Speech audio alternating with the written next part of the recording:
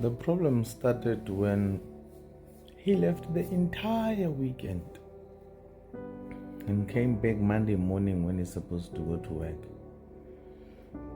And he found you having prepared him lunchbox, done his laundry and ironed his clothes to work.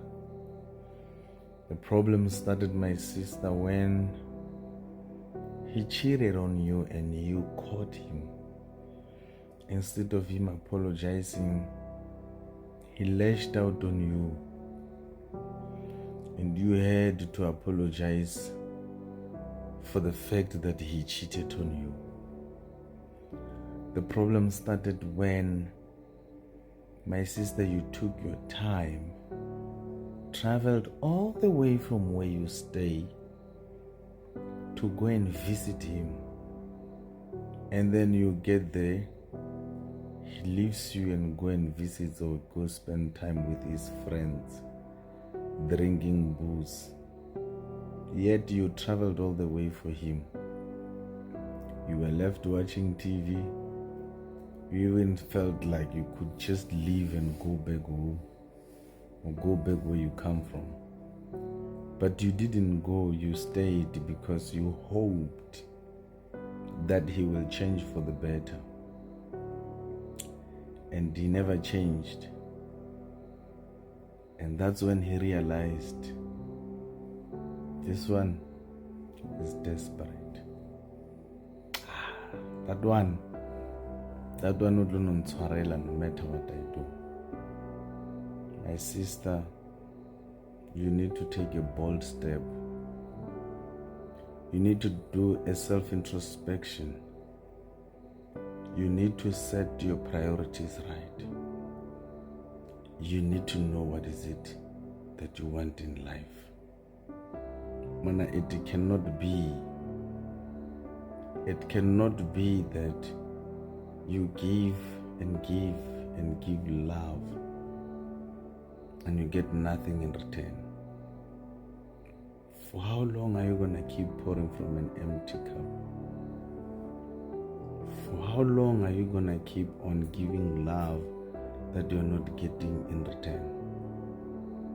Sometimes it's okay to love when you are being loved. It's okay to reciprocate the energy. It's okay to give love when you're being given love back.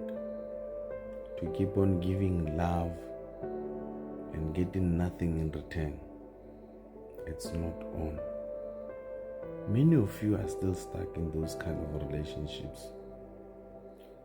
As we speak right now, there's no joy in you. You don't even have a direction as to how are things going to end up here. You keep on having hope, but nothing happens. Things are moving from better to worse.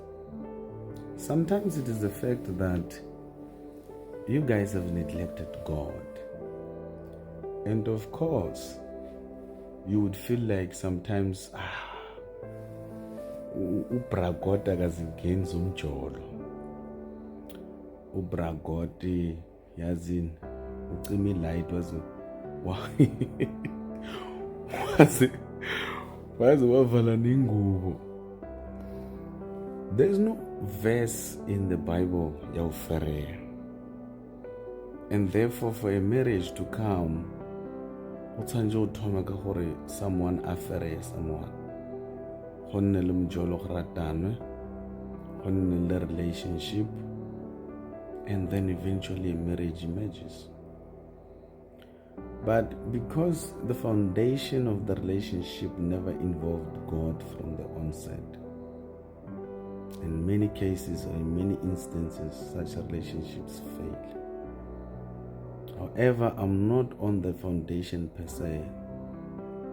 You have already started the relationship. You already have trauma bonds. You guys are now have a covenant and a union with one another. You have got the soul ties between the two of you. They've been established. What now? What now? What do you do?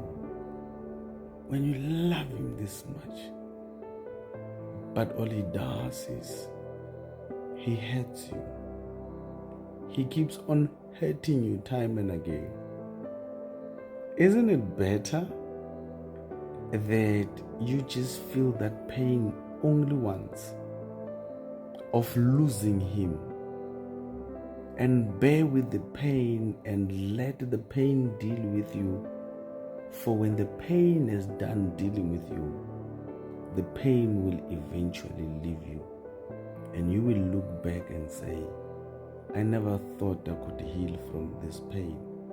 But at that time, you would have healed once and for all. And you know there's no more this person in your life to hurt you.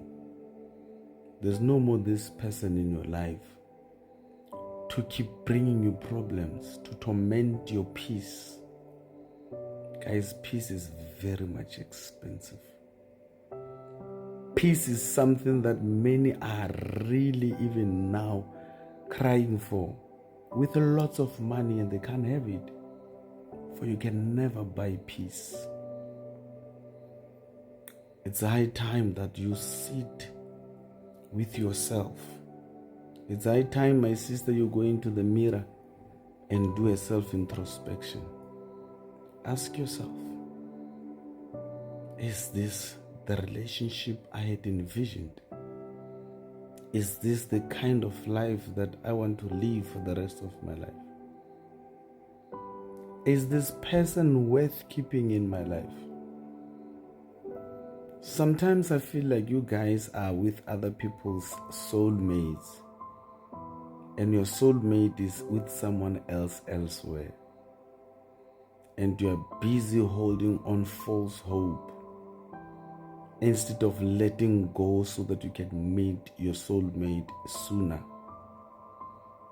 And it definitely will hurt. For as long as there was a trauma bond, it definitely would hurt, because attachment is too much. And for you to detach from such, there is a price to pay. You cannot spend so many years with a person and want to act like the feelings are going to switch off like it's a robot. You say now they switch red. You can act strong here in front of us, but you're breaking up inside. You can look all smiley, happy here on TikTok, but you know when you are by yourself that you are a mess within you. Reach out. Reach out will help you, my brother. Reach out will help you, my sister. Reach out unto us. Inbox it where it's a one-on-one, and you can vent. And some of us have traveled down the road, and we know exactly how the pain is.